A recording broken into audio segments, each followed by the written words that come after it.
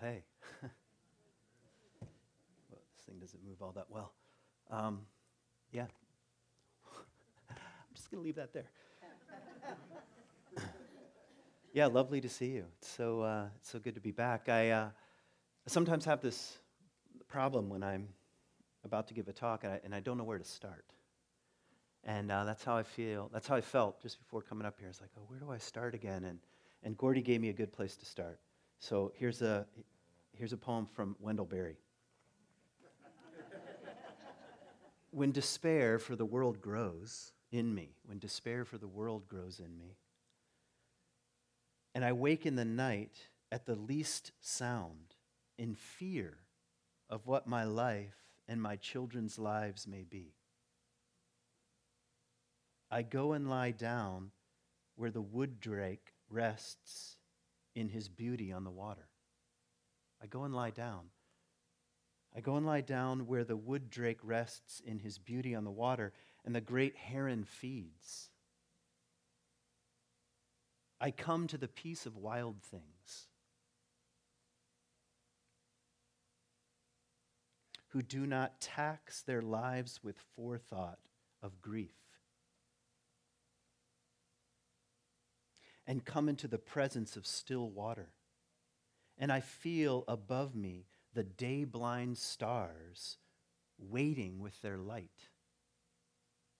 For a time I rest in the grace of the world and am free.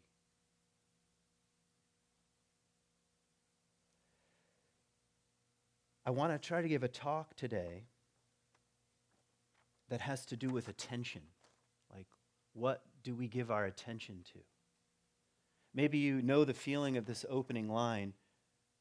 When despair for the world grows in me, and I wake in the night at the least sound in fear of what my life and my children's lives may be. Do you know that feeling? So what do we give attention to? And I'm not saying we can do anything necessarily about the things that rise into our field of awareness. Like sometimes we're afraid, correct? And we wake in the night. And yet, Wendell Berry seems to be like taking out of his little pouch a compass and putting it on the table and saying, yeah, I know what this is like, and I go toward the wild world. I go toward the peace of wild things, a kind of place, which is a shift of one's attention. Like, what are we tending? What are we paying attention to? And I'm not here to say certain kinds of things you ought to pay attention to and other kinds of things you ought not to pay attention to, but I am saying all of us, I think, are in a wrestling match at times with attention. What captures your attention? And attention, interestingly enough, in Latin means, I better get it exactly right, to stretch toward. Like, just think about that as an image, like to stretch towards. That in some ways that requires a bit of the will, although a lot of times it feels like we're sort of unconsciously attending or giving our attention to things, but it means to stretch towards. So something arises and we stretch toward it, you know, like when we're afraid, or in this case, the wood drake on the water. Like he's stretching toward. Wendell Berry is stretching towards something. Am I making sense what I'm saying? So I want to talk about attention. And the title of the talk is It's a Matter of Attention. And at first I thought I might go in a very philosophical direction because there's a huge conversation in philosophy and in physics and in science about the relationship between consciousness and reality, or attention and consciousness and reality. Almost as if our attention and our consciousness is a participant and changes, or at least is in relationship with the world itself, which is sort of a complicated way of saying what you think about and what you attend to creates the world, at least to a certain extent. And maybe we could just put a kind of like, well, maybe that's possible. That's certainly a shift in how most modern people think about what is the world. But that's actually not what I'm that interested in. I'm actually interested in the much more practical realm of how do we live our lives? How can we What's our attention really like? And what would it be like to play with attention and to shift it in a certain way? And what does that have to do with the sacred earth? Well, in part, what we give attention to delivers a kind of world, we could say. And if we want to have a more sacred relationship with the world, it matters very much what we're stretching toward. Make sense so far? So believe it or not, I've come equipped with poems. and so I don't know how many I'll get to. I already did one, which was not on my list. But so I want to talk about some poems, but I also want to give you some very practical things to try. There's like a poll here after everyone's. Hey, everybody. Yeah. So I want to give you some really practical things that you can walk away with. So it'd be like an old-fashioned sermon. 3 things to do when you go home. Okay, so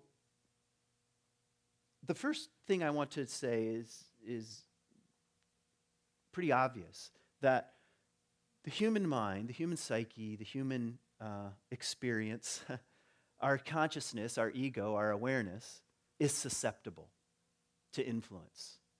Wouldn't you agree? So you just did it. I said, wouldn't you agree? And you're like, yeah, I would agree. So it's susceptible to influence, and we'd like to not think it is, like we're in control of our lives, and I'm a free thinker, and this kind of thing. But we're actually quite susceptible. We're quite susceptible, and that's okay. That's kind of humbling. That sort of keeps us humble. And so I want to try to set this up by saying we're susceptible in 3 kind of major ways, and then I'll give you sort of three sort of practical ways of wrestling with this. Here's a line from Zen and the Art of Motorcycle Maintenance. This is for David Dean. You're welcome. Maybe you've heard it. You see what you want to see, and you hear what you want to hear, which is definitely true if you give sermons and talks for a living, because I say a bunch of things, and then someone comes up and tells me what I said, and I think, I didn't say that, nowhere near that. So yeah, you see what you want to see, and you hear what you want to hear. And that's also a kind of a humbling thing. Like, we have to admit, like the way I see the world, I don't know how open I am to other possibilities. I tend to see what I see. I tend to hear what I want to hear. And that should shake us up a little bit. But it also affects our attention, like what kinds of things we're regularly giving attention to. I'm going to pick on some worlds. First, I'll pick on the world of therapy. Okay, so let's say, I'm sure none of this hasn't happened to you, but some people have trouble with their intimate relationships, okay? And there's this thing called therapy, and you can go see a therapist, right? And so let's say you're having trouble in your marriage, or a friend is having trouble in their intimate relationship, and they go and they sit down and they're with the therapist, and they're getting to know each other, and what's your experience like? What's your experience? Oh, hold on, let them finish, finish your experience. What's your experience like? And you're listening, and you're going back and forth, and all of a sudden, after time, let's say after 7 sessions, which are billable to insurance, then at a certain point, the therapist says something like, well, are you familiar with the concept of codependency? Oh, well, tell us about that. And you're like, oh, you hear about codependency, and you're like, oh yeah, that makes sense. Oh yeah, that's what we're doing. And even the therapist, he goes out on a limb. He definitely, in this case, goes on a limb and said, I don't know if you've ever heard of like a narcissistic personality disorder, and here are some ways you can recognize this. And then what happens in terms of attention is you go about the next week, and all of a sudden you're like, wait a minute. And you start checking off little things. Oh, this sounds like a codependent relationship. Or you were just reading on Google that signs of narcissistic personality disorder is that one partner will walk in front of the other. And you're like, oh, there, he's doing it. He's walking ahead of me. Okay, so I'm not against any of these things, but attention, when something captures our attention, and really a way of framing things, it tends to color everything else. We see what we want to see. And suddenly we're not just on a walk with our partner, we're on a walk with a narcissistic person, and we're engaging in codependent ways of exchanging information and so forth. And okay, you get what I'm saying. Or here's another example. I was with some strangers. I don't often get a chance to hang out with strangers, but I was at a horse show, and I was with a bunch of people that I didn't know, and it's like kind of makes me uncomfortable. I'm actually not that good at small talk, and But anyway, like people are going around, and the Enneagram comes up. Are you familiar with the Enneagrams? These 9 points and their personality types, and it comes from the world of Sufi, and I'm not going to get into the whole thing, but 9 personality types. And people are like saying their numbers, like I'm a 9, and I'm an 8, and I'm a 4, and people are like, I don't even know what this is, and they're taking the test right there on the spot.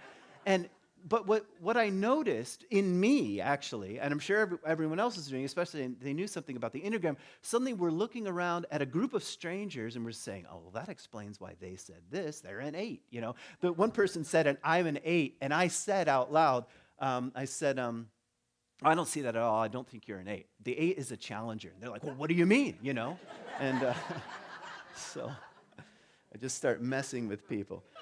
Okay, see, but when it comes to attention, we like things like that. We like labels and diagnoses and types, and it kind of keeps the world tidy for us. So what you see, what's the Zen? You see what you want to see, and you hear what you want to hear. So you have to say, all right, I do this at times, and maybe that's not the best mode of going about my life. Maybe there are ways where my attention can be broadened or widened or something like that. Maybe that's enough examples of that particular thing. Okay, so that's true. Here's the second thing I want to say about attention. It's kind of a setup. You're familiar with what an algorithm is, I'm sure, and your little phones that you have with you. I'm just curious, how many have a phone with you? If you just roll back the clock, say 30 years or 40 years, and someone were to ask that in public, people are like, what are you talking about? It's just a strange new world here. But anyway, you know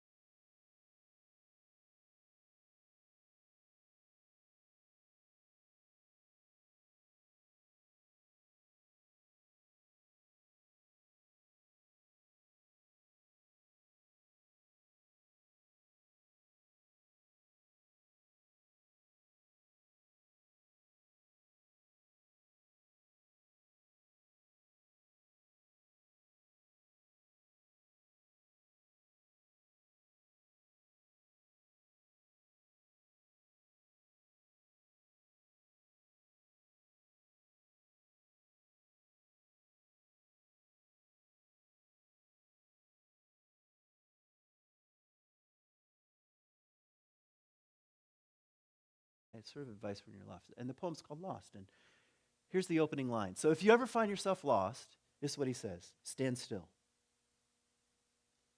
The trees ahead and the bushes beside you are not lost. Now, use your imagination. In fact, close your eyes. Imagine you're in a forest.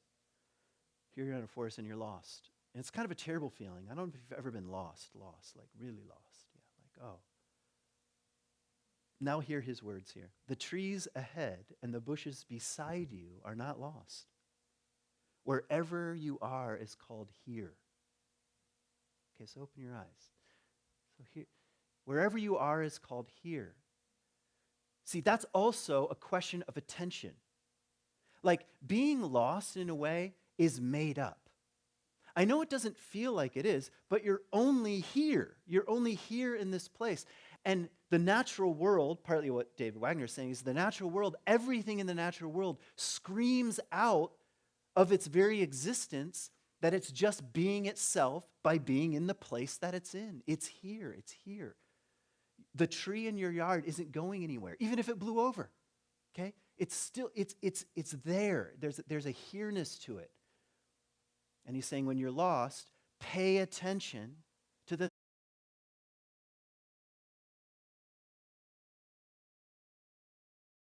This line occurs to me sometimes when I'm just walking around in the woods. No two trees are the same to raven. No two branches are the same to wren. There's something about the categorizing mind, human mind, that says maple tree, oak tree, white pine, whatever it is. That's what we're seeing. But there's a kind of aliveness to just being in the presence of any branch. Branches don't have names, really. Really, trees don't have names. So there's a kind of a wild way of leaning toward, reaching toward, drawing our attention to the here-ness of the wild world as it is. So if you're having trouble with attention, zoom in, zoom out. If you're having trouble with attention, try to bring your attention to the wildness of the world as it is, to the here-ness of things.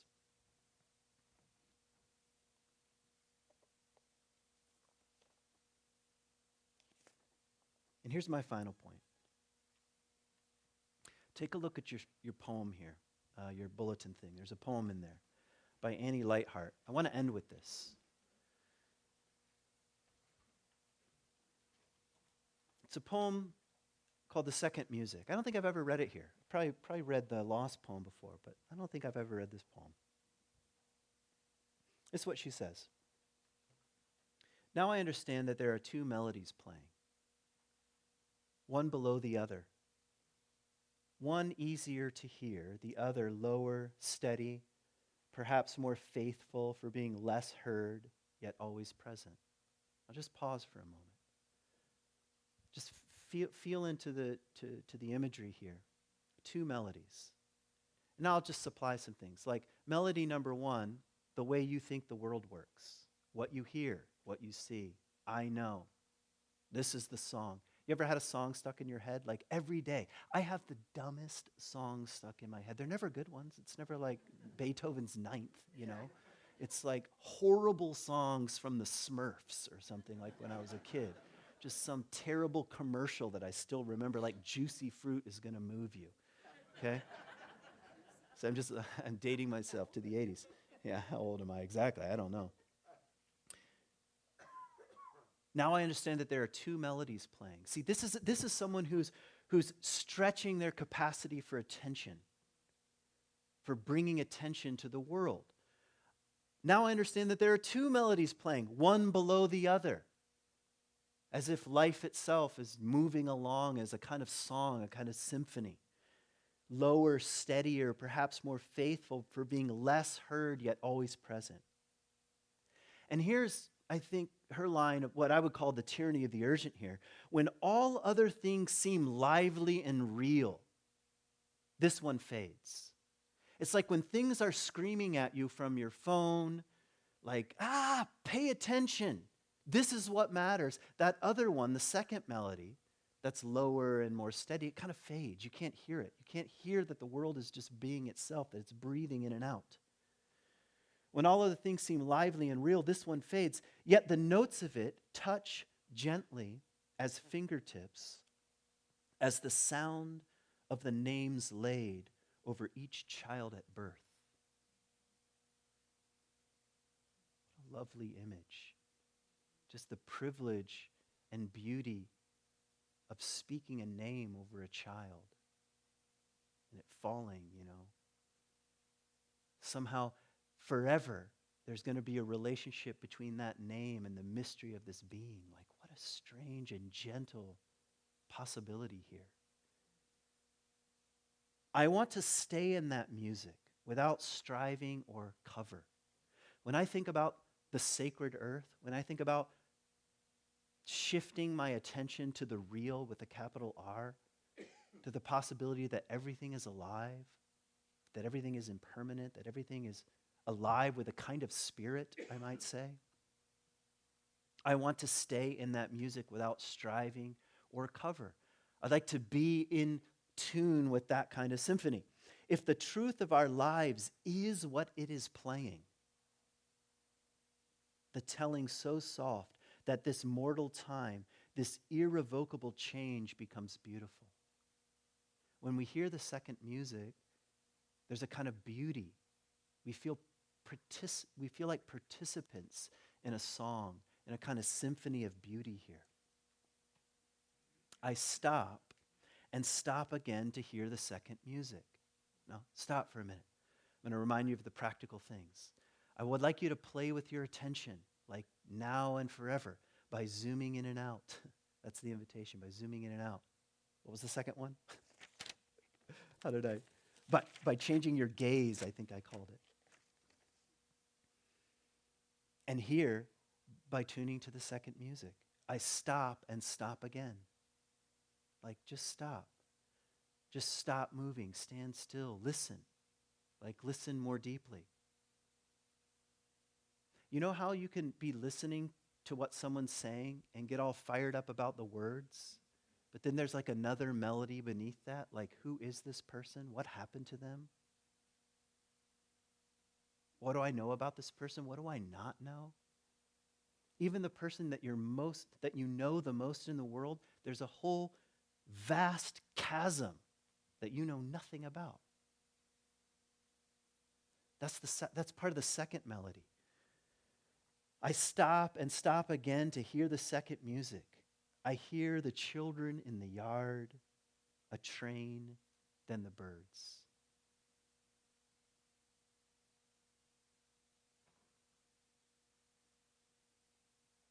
I hear the children in the yard, a train, and then birds.